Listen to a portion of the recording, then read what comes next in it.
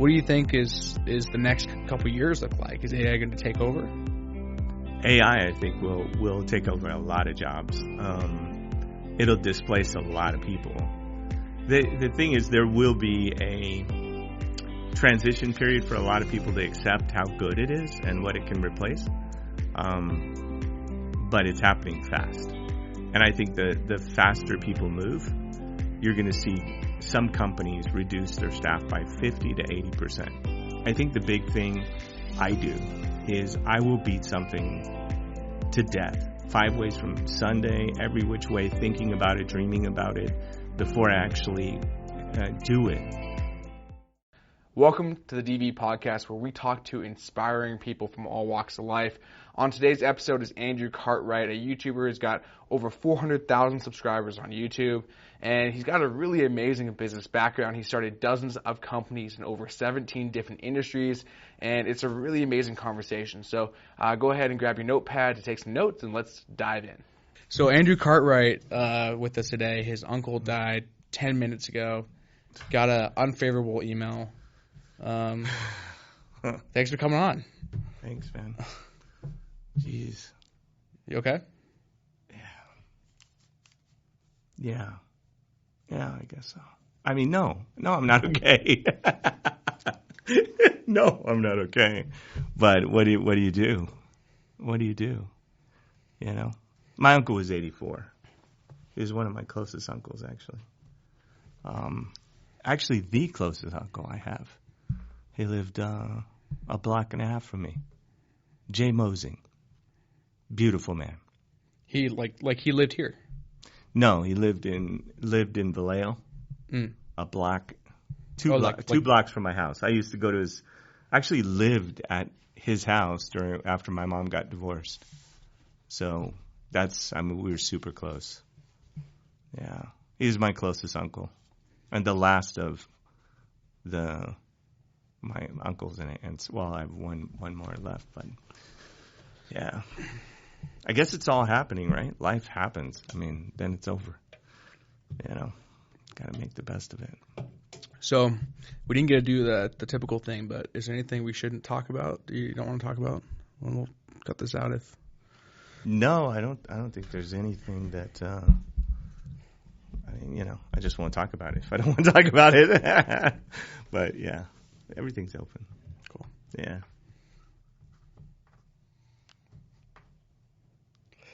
Dude, so what was that? What was your thoughts there?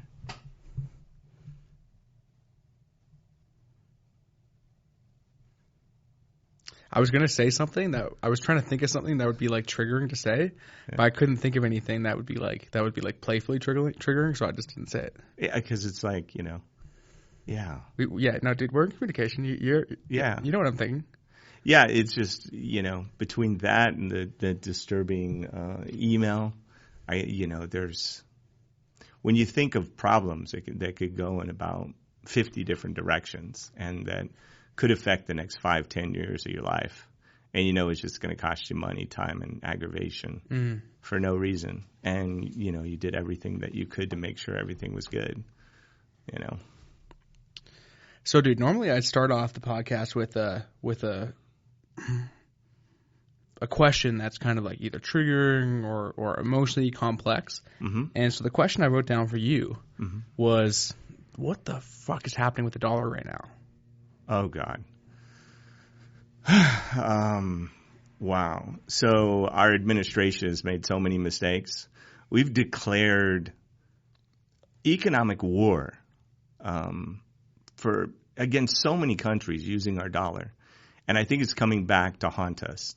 Right now, China is moving fast to move BRICS into place, right? BRICS is aligning all of for example, the peace deal between, to give you context, right? There's been about 6 world reserve currencies in existence, right?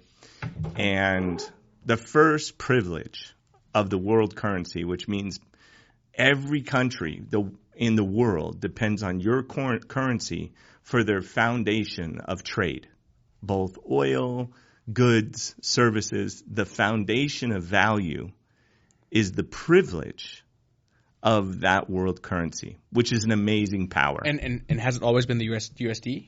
No, the first privileged place was Portugal. Portugal was the first country that got the reserve currency as a reserve currency. Spain had it for a period of time. Usually it lasts about 75 years. That's where we're at with our reserve currency. Our reserve currency has been in existence since 44, when the Allies got together. We had the most gold in the world. We had like 160 million ounces of gold. So what people did is, what the countries did after the war, World War II, they said, we'll just pen our currency to the dollar, and the dollar will be penned to gold, right? So once that was established, right, we had the foundation. The whole world relied on our transparency, our trust, our integrity of our dollar. And it had integrity up until August 15th of 1971, when Nixon took us off the gold standard, and they moved it to the idea of having the dollar backed by the oil transactions. So we've had Portugal was one of the reserve currencies. Then it went over to, I believe it was Spain. France had it for a little while. The Netherlands, they really turbocharged banking, which is my favorite because of, all what they added to the actual play of money. Then after Netherlands, the Empire of England got the privilege of. That's why the UK became so strong, is because they had the world currency, which gave them the ability to, basically create their empire by the control of the money. And then after the UK it was handed off to us because we produced the most. And also it just made sense because of our gold. So the next place will probably be, especially right now, the yuan, which is why I'm looking at buying a huge stake in the yuan. Like, that's what I was buying bonds and buying CDs and negotiating with banks and moving money because I'm getting 5.5% interest guaranteed, insured up to 100 million per account. I'm like, I'm moving that over. And now I'm actually. So you need like 10 accounts then for your. I don't know how many accounts I have today. Yeah. If it's only 100 million per. In fact, I heard you're a billionaire. I actually heard you have $1 billion on you. I have 50 trillion on me. I'd love to see it. Okay. I'll show you my 50 trillion. Everybody show me. You want to see the money. Yeah. Want me to show you the money. All right.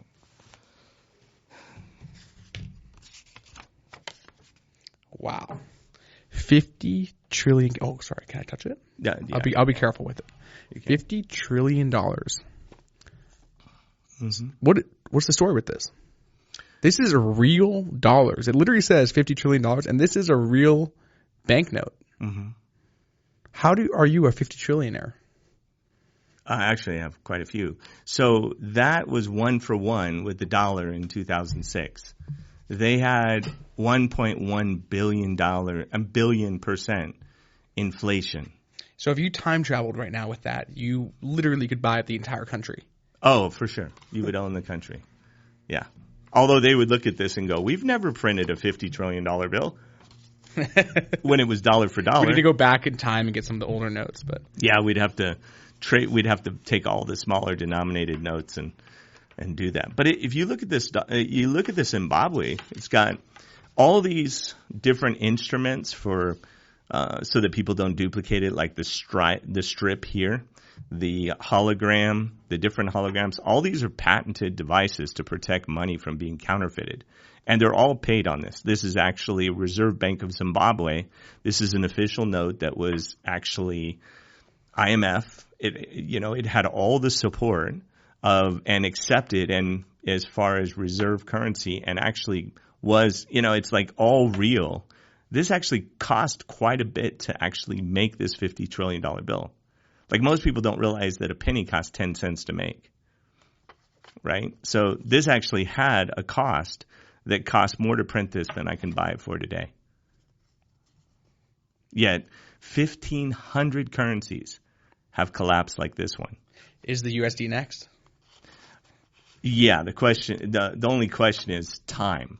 Like in some ways, we would be unburdened with the amount of debt that we have. Like we're in a cycle that the cost of our debt, the government debt, personal corporate debt, if it collapsed, it would sort of be a restart, and it would be mass chaos. Like to estimate the actual catastrophe would be catastrophic across the entire world. Which I also think that there's two ways you can look at China and the yuan and BRICS. One is China's being prudent. Russia, Africa, all the Venezuela, Brazil. They just did a deal with Brazil. That China's being prudent to protect. Like if I was selling this and I was Chinese, I would tell the world that basically I'm doing this because the U.S. has been irresponsible with money.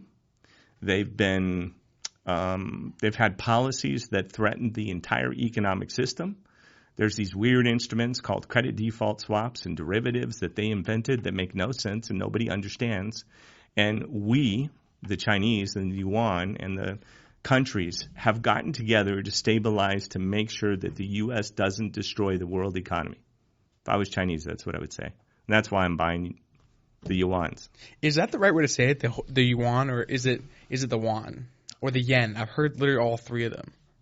Well, the yen is and the Japanese yen, but I've Japanese. heard them call it the yen before. The won. Oh, really? Yeah. Okay. Well, and there's the e-yuan. You know, Will, or no? You don't know? That's what I thought too. You thought it was what? Yen. Yen. Huh. Yeah. Well, I've heard, but I have no clue. Have you been to China before?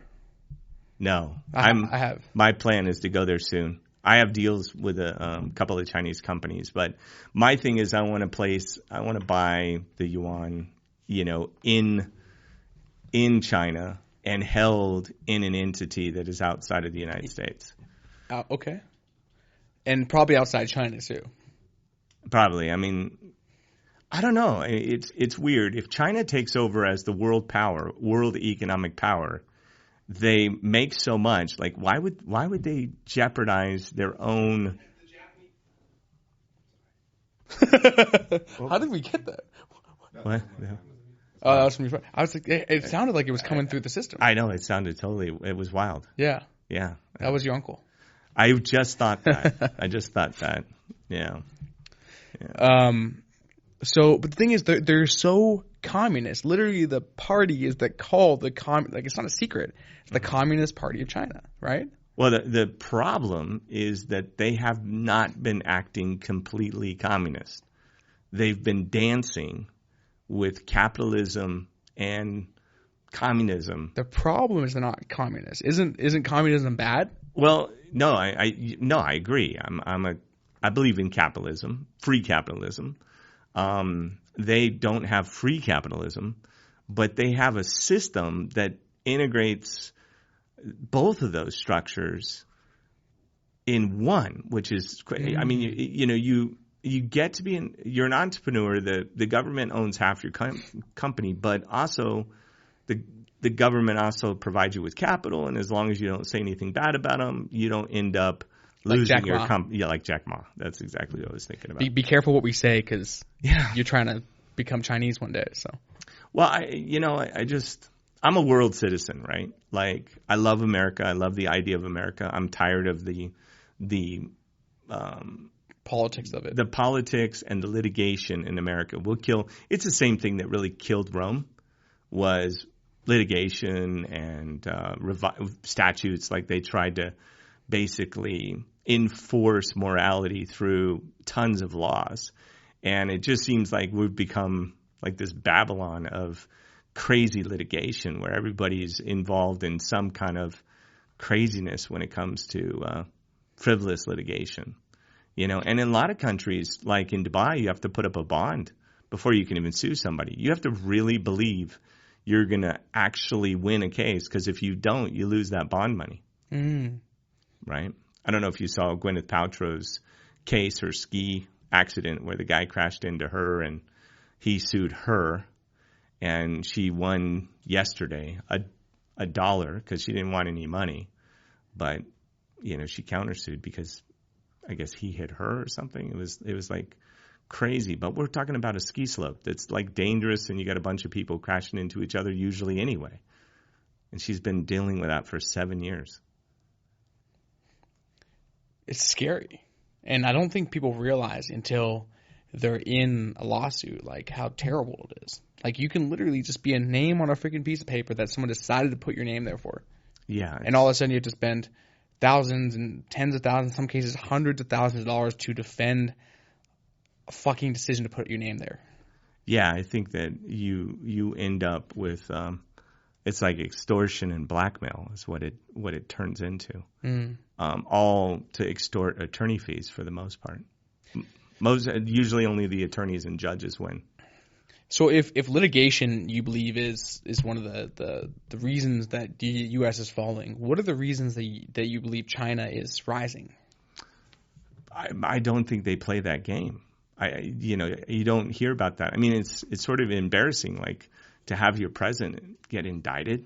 Like, what an embarrassing thing that, regardless. I mean, to run somebody through, it's just, I think it's embarrassing for the country. What do you think about that? Trump got indicted by the Manhattan, the New York DA, for what sounds like frivolous stuff. I don't know as much about it, honestly.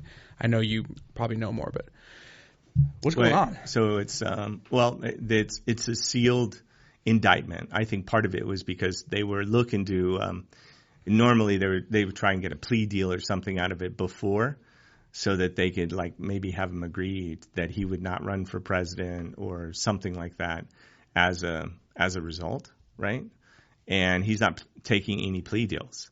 What it will open, I believe, is a can of worms for every politician that has paid hush money during the course of their campaign or campaigning.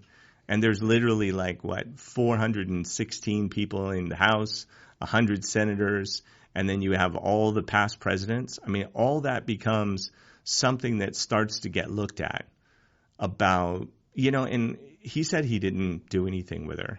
And it isn't uncommon for a billionaire that's, where he is, for an attorney to pay for what's called a nuisance lawsuit. That's where somebody makes allegations about something and you just pay them to go away. That's called a nuisance lawsuit.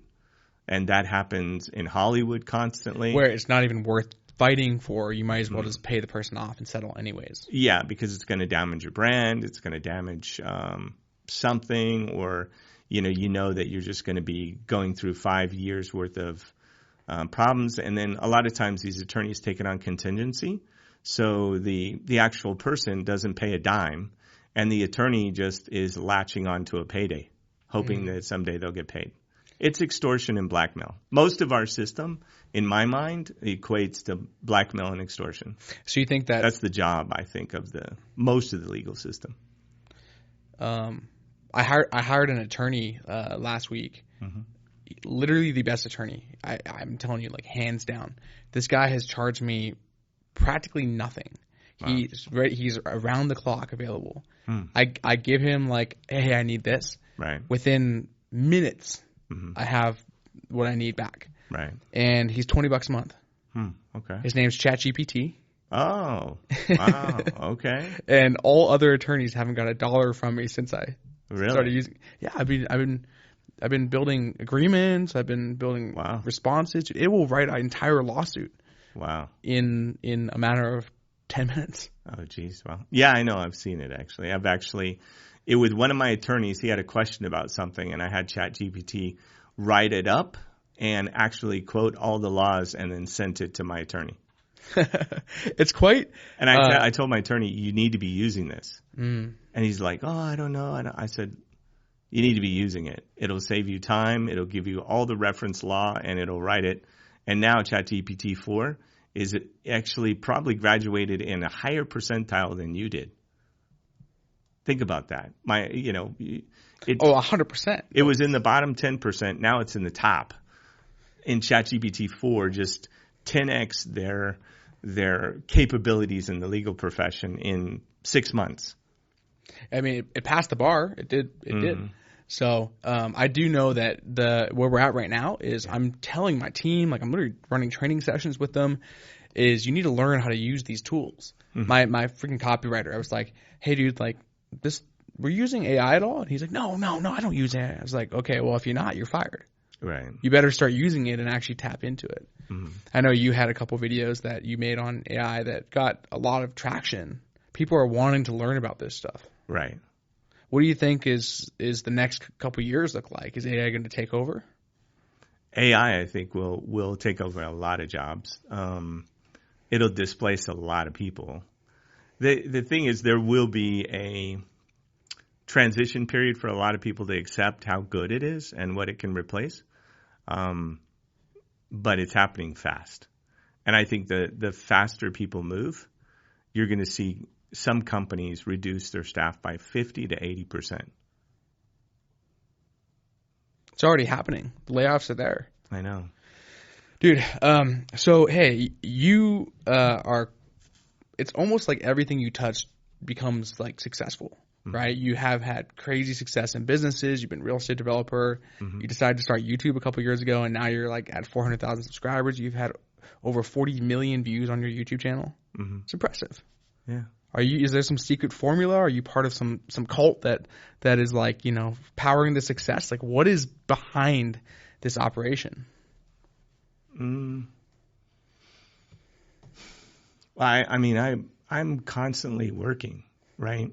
I always working, and for the most part. And if you know me, you know that I can exhaust you with thinking about different business models and strategies. I think the big thing I do is I will beat something to death 5 ways from Sunday, every which way, thinking about it, dreaming about it before I actually do it.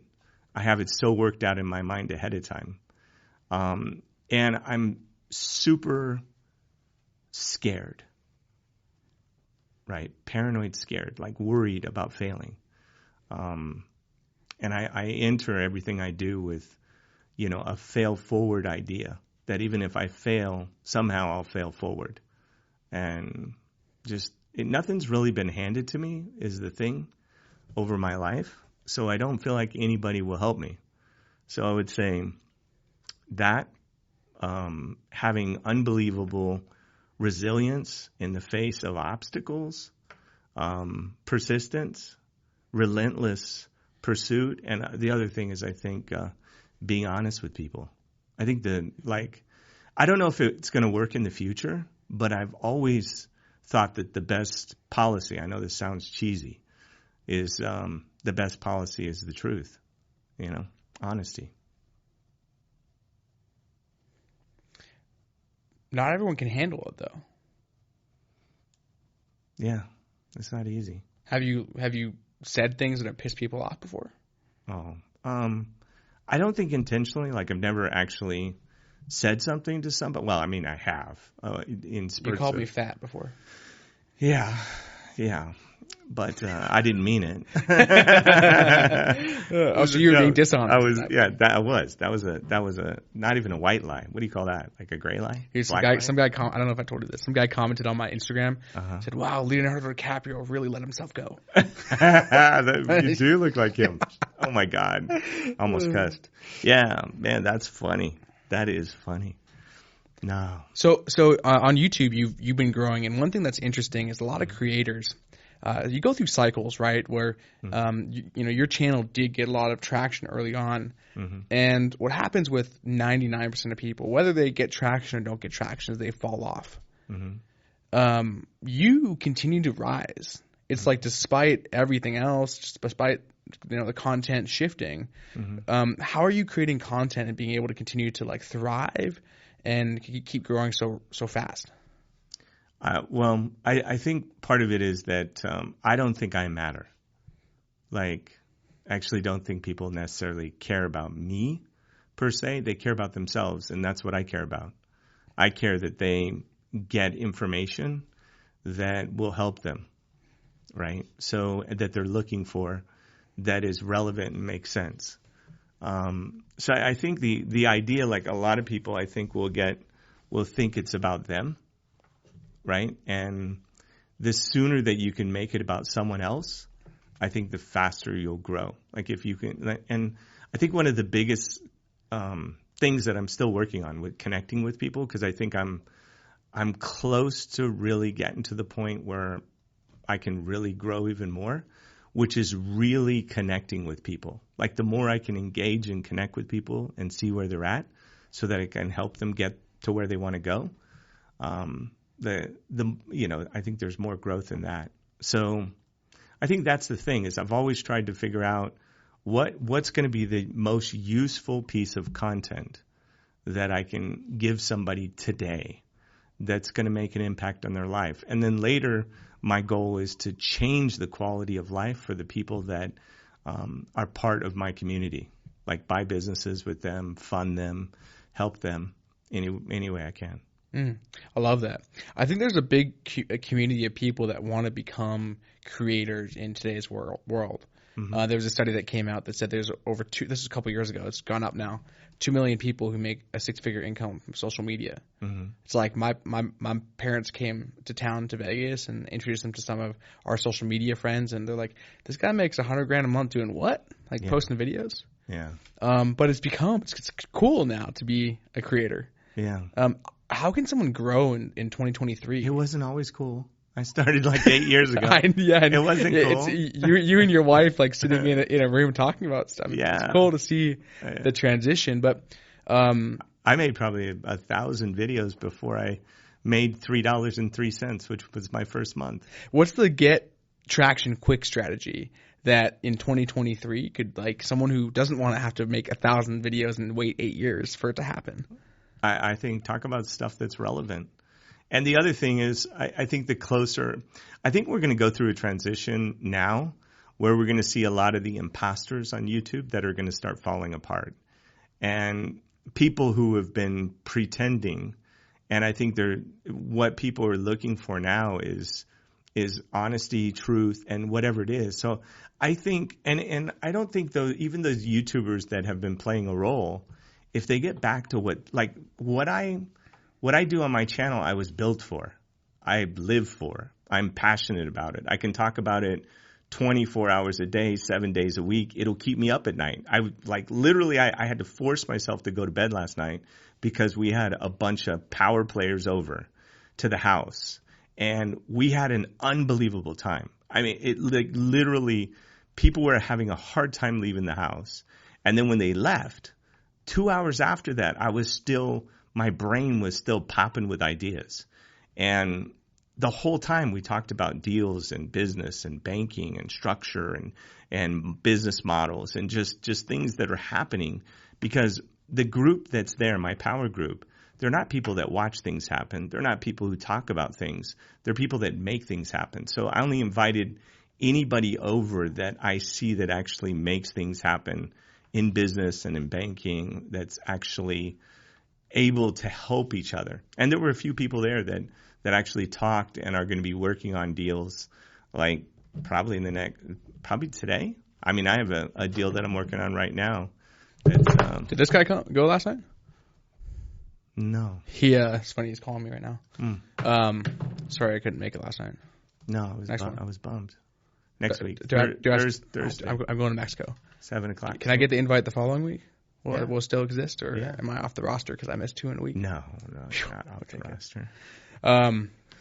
But cool, man. Well, what is your formula? Because you've broken down your form, and maybe this is top secret Illuminati stuff. But what's the formula for YouTube strategy? Like you're not just.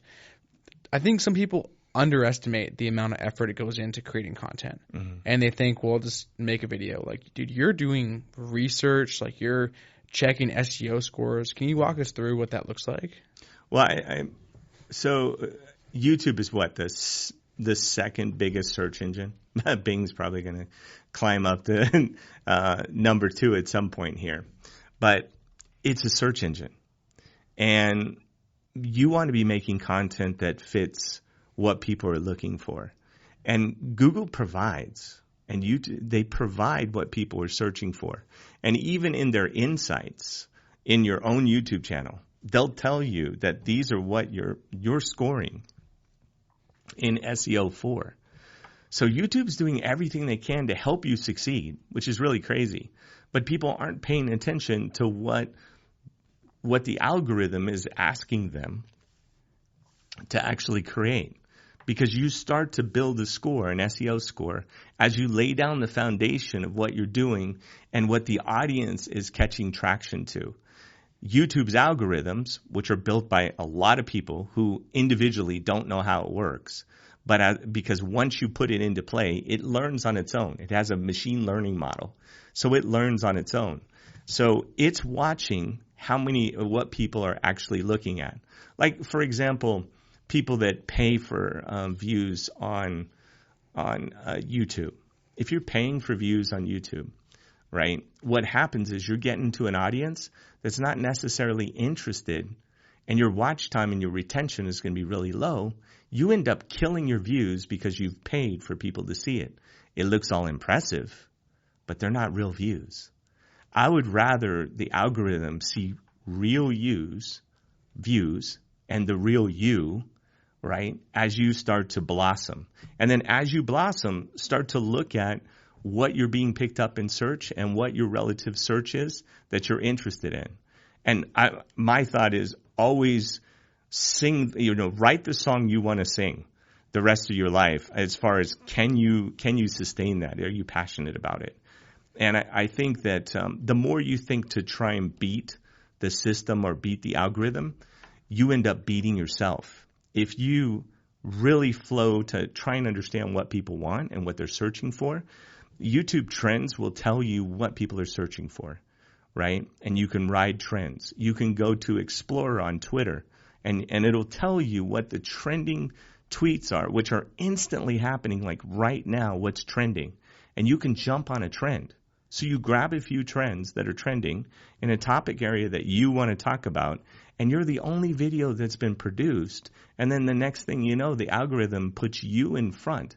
Remember that when people look at their homepage, they're only seeing on a computer screen about 8 different pictures. And on your phone, maybe 3. So YouTube's got to figure out, like an advertising billboard driving down the freeway, are you worth presenting? So catchy thumbnail that's going to grab people's attention, simple, easy to understand. Know that you're talking to real people. Try not to be smart. I think that's the dumbest thing, is to be smart. Like, talk to people so they can understand it. It's not even kind to try and give people information they can't actually understand. And if you look on a video, when you start trying to be smart, it'll tell you when people jump off your video. When you think you're, saying something brilliant and nobody understands it, they just click off your video. Mm. One thing that is interesting about your YouTube strategy that I've seen, by the way, that's awesome. Thanks for sharing that. I think the way you look at it is different, and there's a reason. Successful people, it's like there's some people who I speak to, and it's you can tell that they're operating on the success principles. They just don't know it. Whereas other people, I think you're one of them. Like, you're very formulaic in your process. You know the success process, and then you just execute. Mm-hmm. Which is why you're someone who's really you can actually teach people how to do it because you know how you created it. Right. Whereas someone who just got not lucky because they're operating on it, but it's harder for them to teach. Now, that said, your YouTube thumbnail strategy is interesting because the way you do your thumbnails is typically very simple. Mm-hmm. It's you doing one of your three things. It's a white background and it's got red and green text. Right. Whereas other people, they're doing these crazy Photoshop stuff. So have you tested that? Do you see what's working? And is there a method behind the madness? Yeah, I tried in the past to get really fancy with the thumbnails and really creative. And I think it fits certain channels really well that are more artistically driven, right? That are more creative that way. I think my thumbnails kind of represent almost like me. You know me. If you text me, how many words do you get back? None. Yeah, I don't know. How many? I don't know. Look at a text. I actually don't know. Like, literally, like Probably 2 or 3 words. Like I'm so to the point. I got to find this, and I got to confirm this right now. This fact. Let's fact check him. Fact check me, please. Hey, do you know what CNN's slogan is? What? Fact check? The most trusted name in news. Oh, it is? Yeah, it is. Yeah. I just think that's funny. Andrew, where's Andrew? Oh, that's the other thing is every video is to transcribed. So you might want to say the trending phrases in the first couple seconds of your video. Well, we didn't get it, so can we say it now? Can you list off some trending things while I find this? Trump indictment, Elon Musk, U.S. dollar, yuan, Bitcoin. What else is trending? Gwyneth Paltrow, dollar, Coffeezilla, Logan Paul, who's probably always trending for some reason or another. What else? Oh, Brazil deal, Saudi, Iran, indictment. Yeah, indictment. We're loading it up like they did in the metadata. Yeah. You're right in the background of an SEO. Trump bad. You're right though. I'll send you a paragraph and you'll say, cool. What's going on? It's just, yeah, you're right. Yeah. So you're very succinct in your communication. Yeah, very. Yeah, and so your thumbnails, the strategy, the idea is the same, I guess, is what you're saying. Yeah, I think, the more creative you get, the more possibility that people will get confused. And I think confusion is a click away. Like, if people get confused, like, they're not looking to why would you put people through, like, having to think? Right? Like you're trying to be there to entertain them and give them the information that they're looking for to help them with their life. And you just made it more complicated. Like, what does this mean? And I know a lot of creators will try and create something that is like a mystery, and it is kind of gets people guessing. So they'll click and they might get more overall views, but I don't think they really get solid engagement. And the other thing is advertisers tend to pay less money. Like you'll see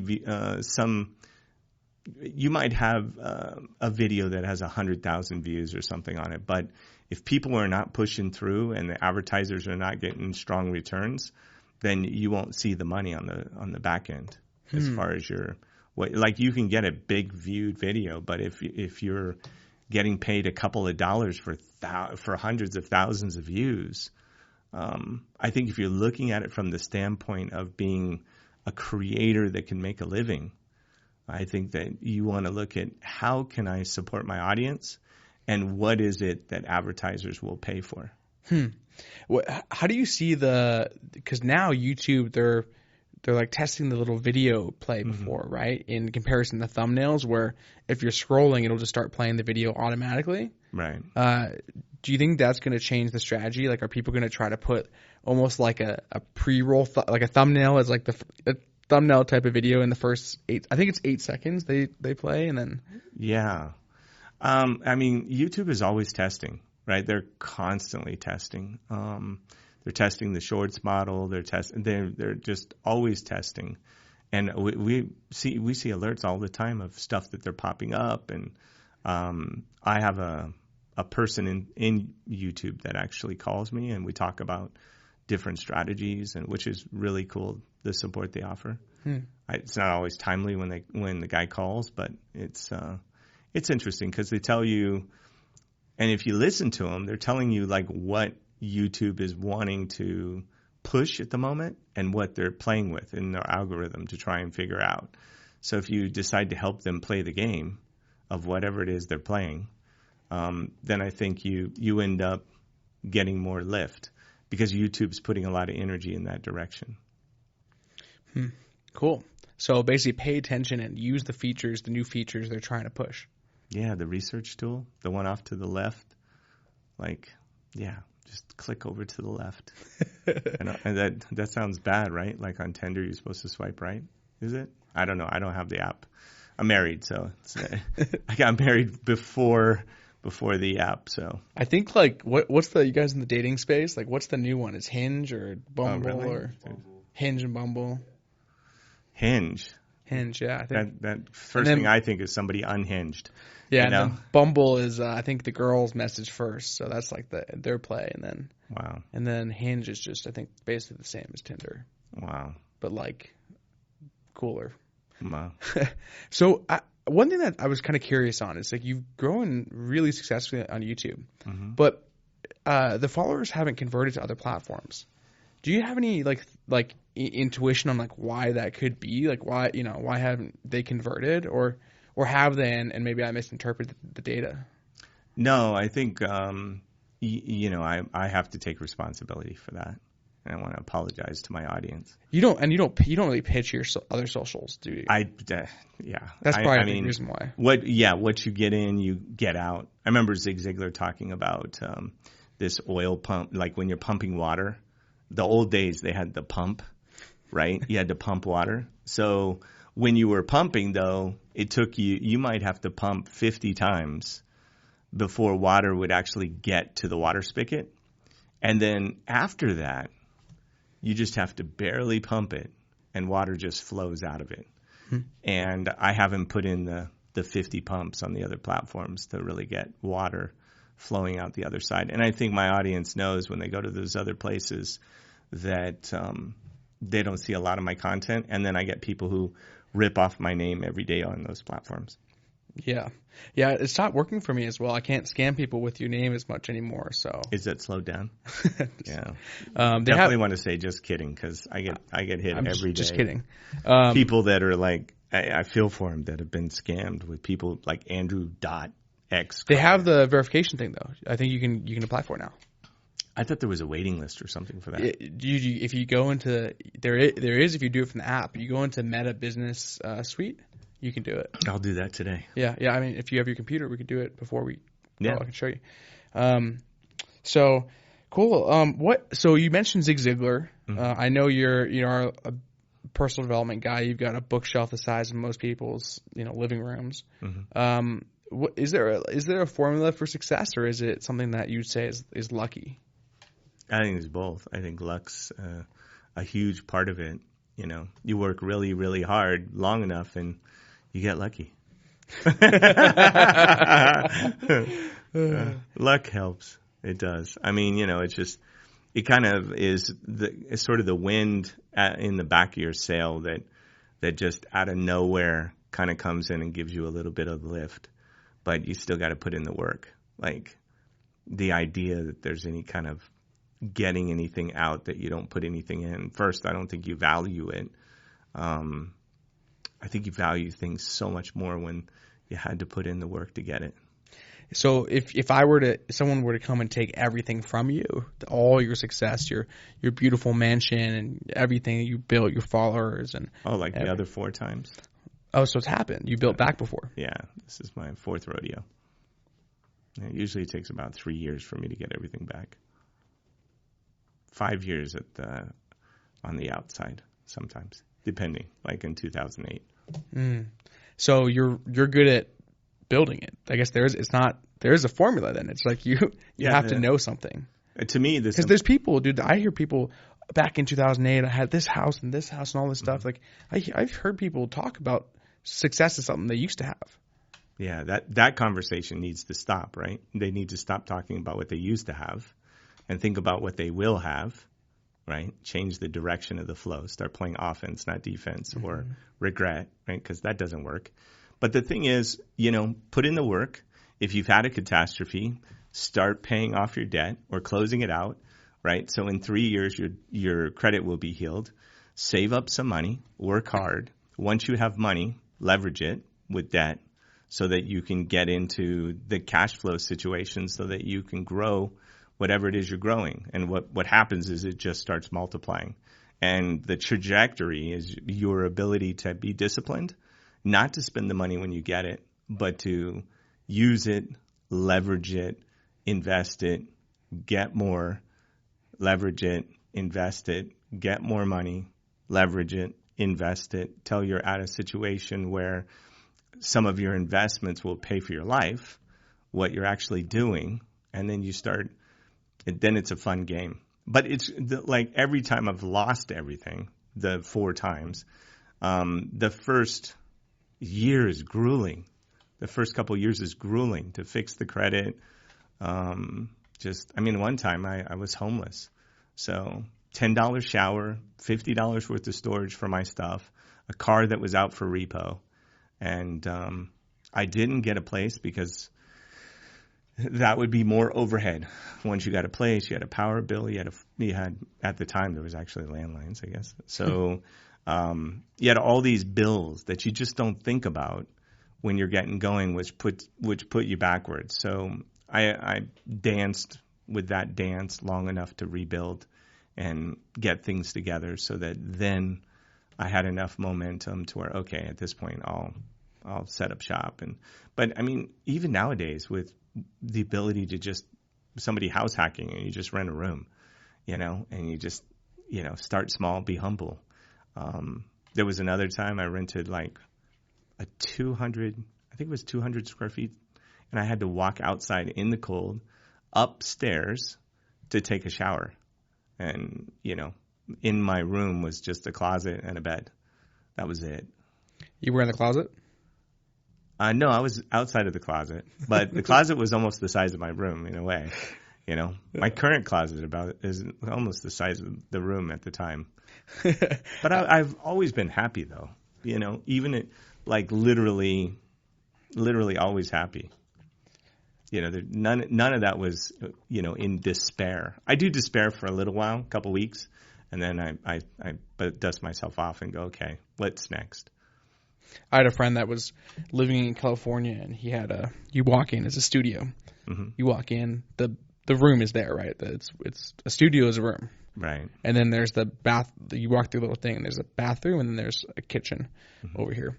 Mm-hmm. He literally was Airbnb-ing the studio room and living in the little kitchen cubby that was literally the size of this table. Right, right. But the thing that's interesting is what you said is, I think you said it takes 3 to 5 years to build back. You've been through these cycles. Right. The thing is when you're in it, especially someone who's younger and inexperienced, and I mean, look, I'll say me too, right? I'm younger and less experienced than you. Right.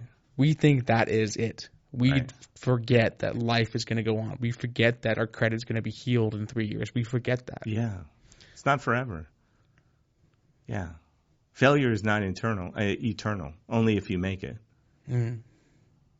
What's next for Andrew Cartwright? Like, are you working on anything cool right now? Any cool projects you got in the pipeline? The biggest thing that I'm excited about is Epic 99. I've got something I build out, which I think is about the domain too, called Effective Capitalism. And it's about buying businesses that are successful with my audience, with the people that are connected to me, that have paid their bills, they have decent credit, and have the ability to operate those companies. I want to buy them with my audience. I figure, a wealthy white guy is like, who cares? But to change the quality of life for 99 people, I think to me would be gratifying. It's a way to connect and engage with people and help them make their dreams a reality. But it's not like a gift or anything. It's like literally they're the working partner. They get 81% of the company. I take 19. I don't want to have anything to do with the business. I don't want to work in it. I don't want to be nowhere near it. They can call me if they want, but I'm there for them. But literally, it's their business. Why 19%?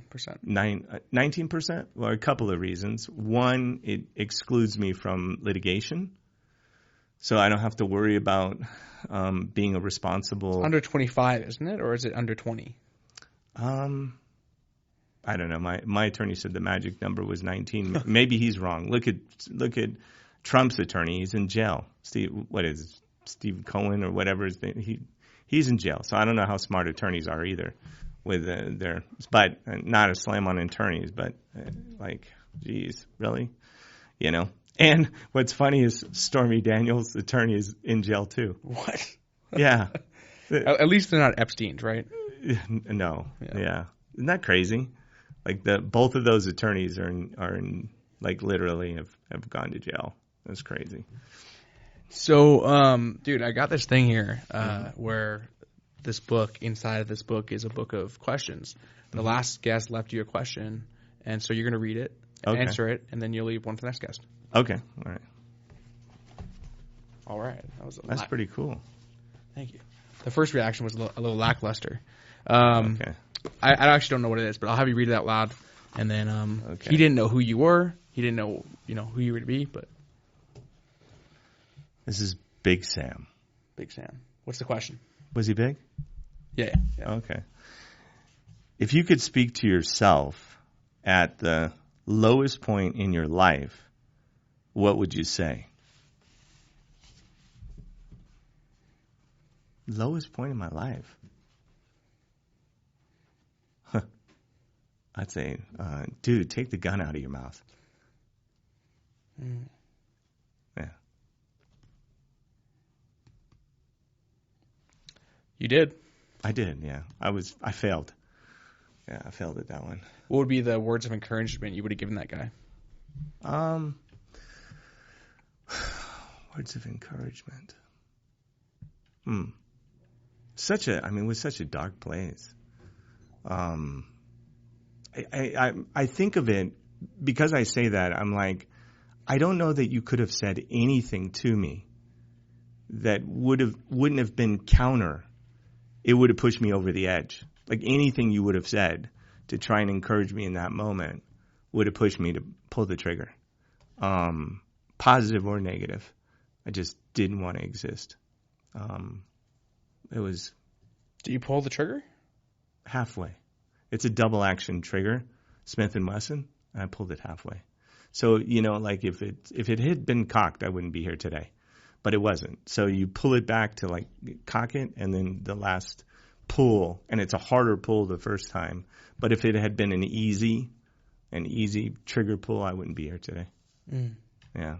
But there's nothing, like literally at that point, everything I had worked for at that point, my love life, everything was gone overnight, like everything. And then I was homeless. So everything that I worked for was just turned upside down in weeks. So just the shock of that. So, and there wasn't any future. The future wasn't bright. It was $875,000 worth of debt. If I went out and worked, they would just take the money, or I would be garnished or whatever it may be, So it was just something that I had to, I guess what I would do is probably just put my arm around me and say nothing. That's what I would do. Well, cool, man. This has been really good, and thanks for taking us on this journey. We talked about literally money, indictments. We talked about your journey and path. And hey, one last thing is, dude, Andrew Tate. I had to drop this one in here too. Andrew Tate. Andrew Tate. What do you think of that guy? What I think of him? I think he's done an incredible job to create an enormous amount of hype around himself, which is pretty unbelievable.